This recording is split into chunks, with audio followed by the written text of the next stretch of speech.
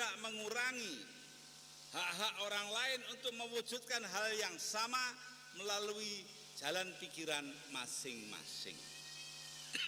Ini penting karena saat ini umat Islam banyak berpendirian bahwa dengan mengikuti ayatul Quran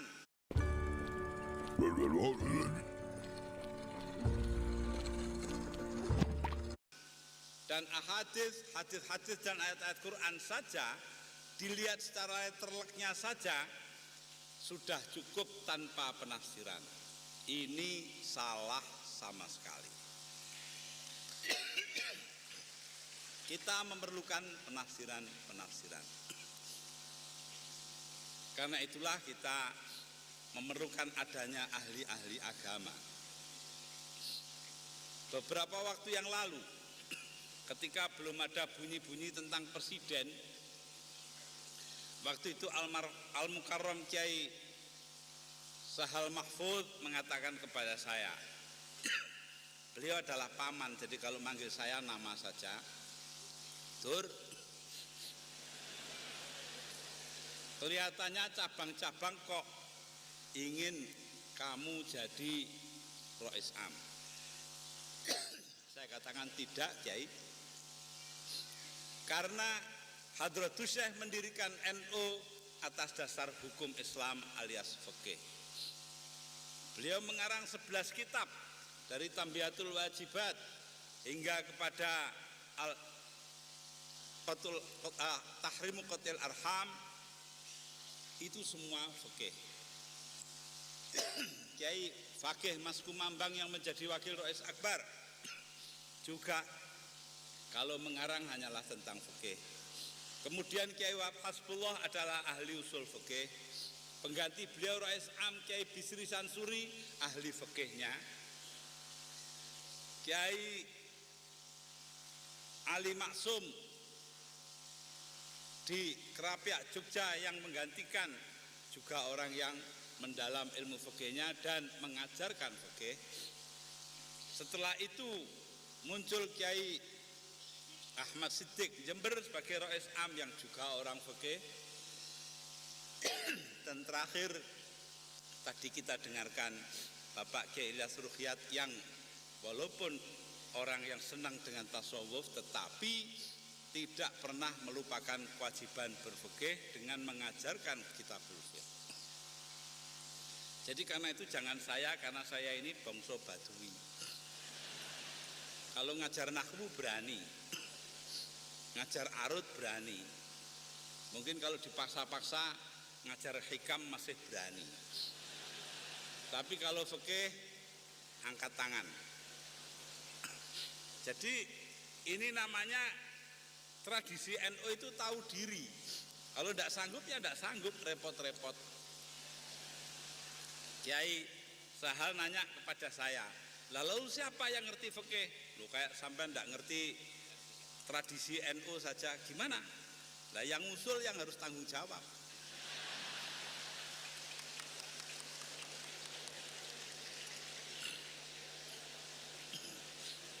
Jadi karena itu para hadirin dan hadirat sekalian, kita harus mengerti ini.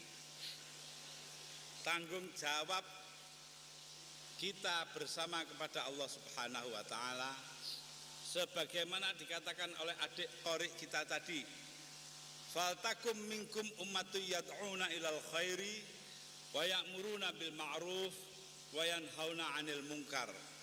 Hendaknya ada di antara kalian kelompok yang mengajak kepada kebaikan, memerintahkan apa yang diwajibkan agama dan melarang apa yang tidak diperkenankan agama. Ini semua tetap merupakan landasan NU yang tahu amar ma'ruf nahi mungkar hanyalah ulama. Karena itu kita wajib taat kepada mereka-mereka. Wajiblah kita ini tunduk di hadapan mereka. Wajiblah kita mendengarkan apa kata-kata mereka.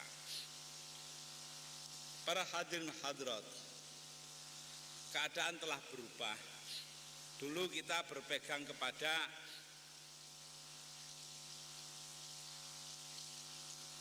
pujiannya Abu Nawas. Ilahi lastulil firdausi ahla wala aqwa ala naril jahimi fahab li taubatan waghfir dzunubi fa innaka ghafirudz dzambil azimi. Ya Allah, aku tidak kuat dengan api neraka, tapi aku juga tidak bisa masuk surga. Karena itu berikan kepadaku pertaubatan, karena hanyalah Engkau yang bisa memberikan tobat atas dosa-dosa yang besar. Sekarang kita maju perang dengan selawat badar. Ini semua artinya ada perubahan-perubahan. Tergantung kepada niat kita melakukan perubahan-perubahan itu. Karena itu tadi sudah dikatakan oleh saudara ketua panitia, al-muhafadzatu 'alal qadimis shalih wal akhdhu bil jadidil aslah. Hendaknya kita memelihara apa yang baik dari yang lama dan mengambil yang lebih baik dari yang baru. Ini prinsip tidak bisa kita tinggalkan. Ini harus tetap ada dalam kehidupan kita. Keluhan-keluhan mengenai ekonomi, mengenai sudah porak-porandanya bingkai berbangsa kita, sehingga harus diperbaiki kembali bingkai-bingkai itu.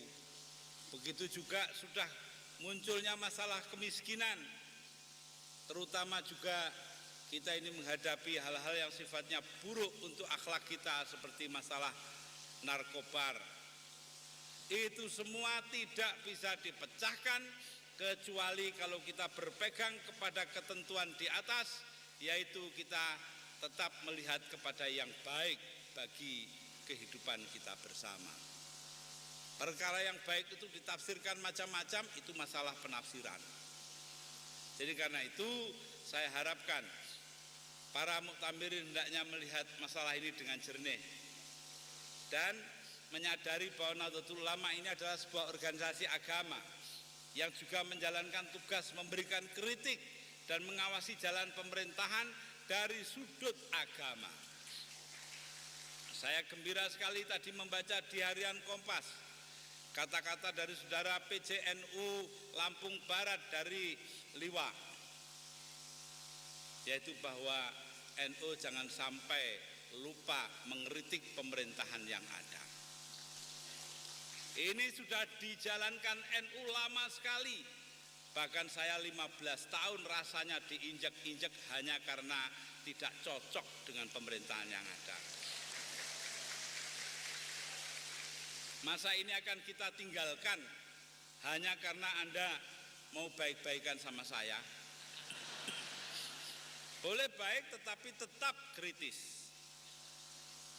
Hubungan baik tetapi bersikap kritis, itulah yang menjadi landasan bagi demokrasi di negeri kita. Bukannya kita mencari muka kepada orang untuk bisa tetap berkuasa. Karenanya saya merasa sangat bergembira dengan keputusan MPR yang membatasi masa jabatan presiden.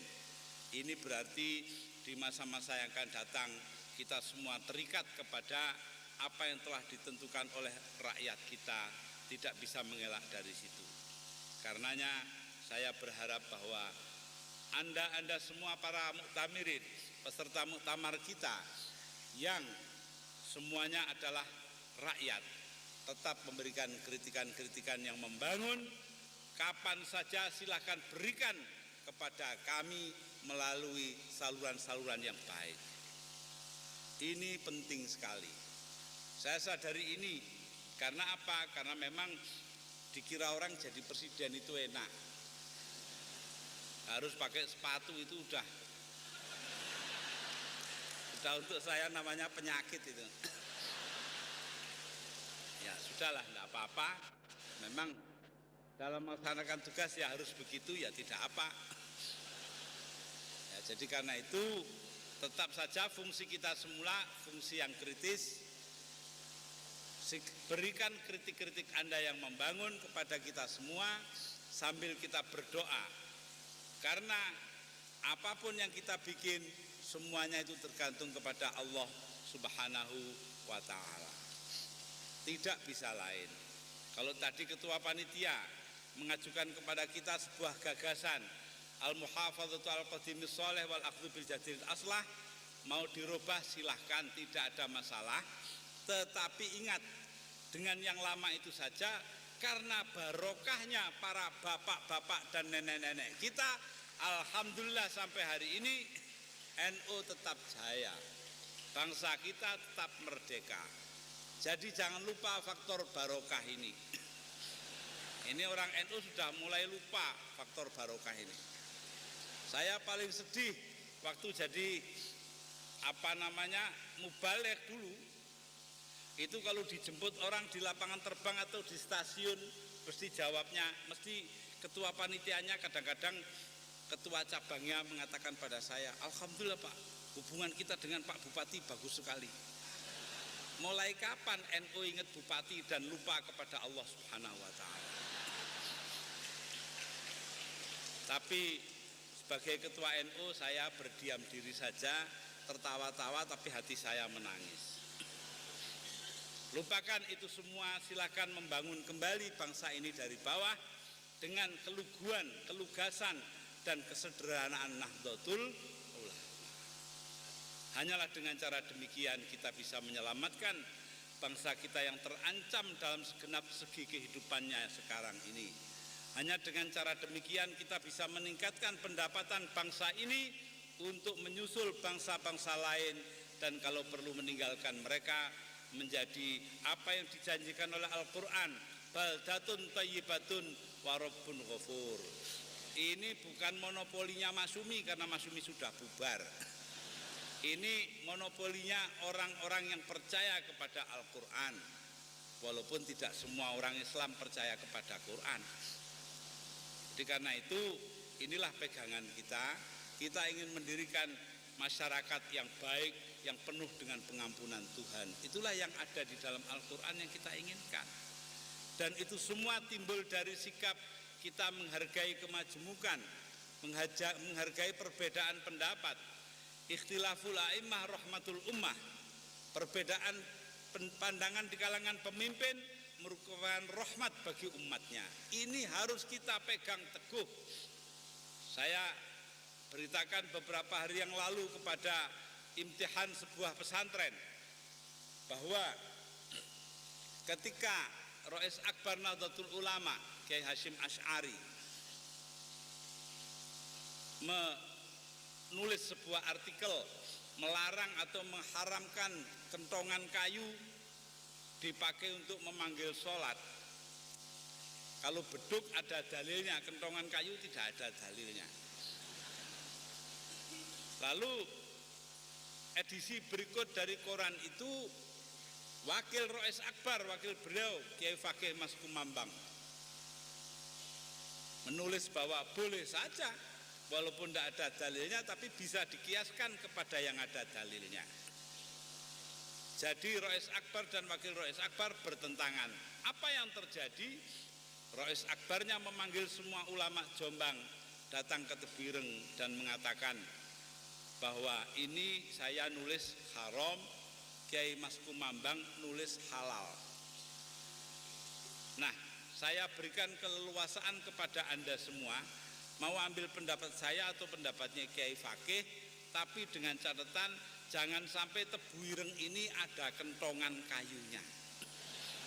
Saya tidak tahu Pak Yusuf Hasyim, apa itu masih berlaku apa enggak itu.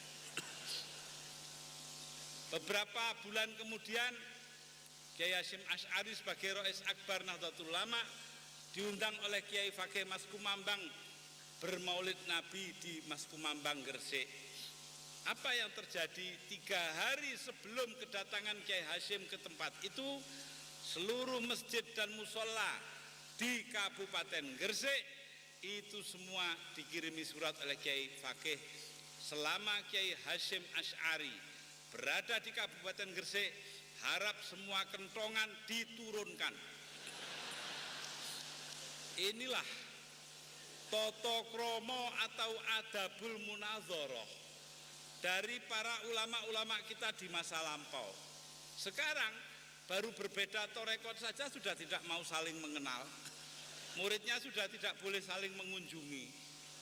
Ini berarti NU sudah beranjak dari zamannya beliau-beliau itu. Karenanya NU ini bagian dari bangsa, bangsa perlu diselamatkan, mari kita selamatkan NU.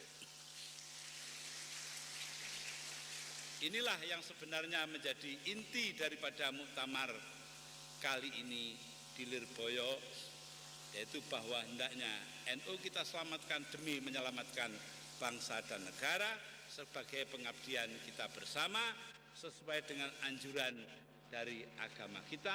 Fal takum minkum ummatu yad'una ilal khairi wa ya'muruna bil ma'ruf wa yanhauna 'anil munkar. Wassalamualaikum warahmatullahi wabarakatuh.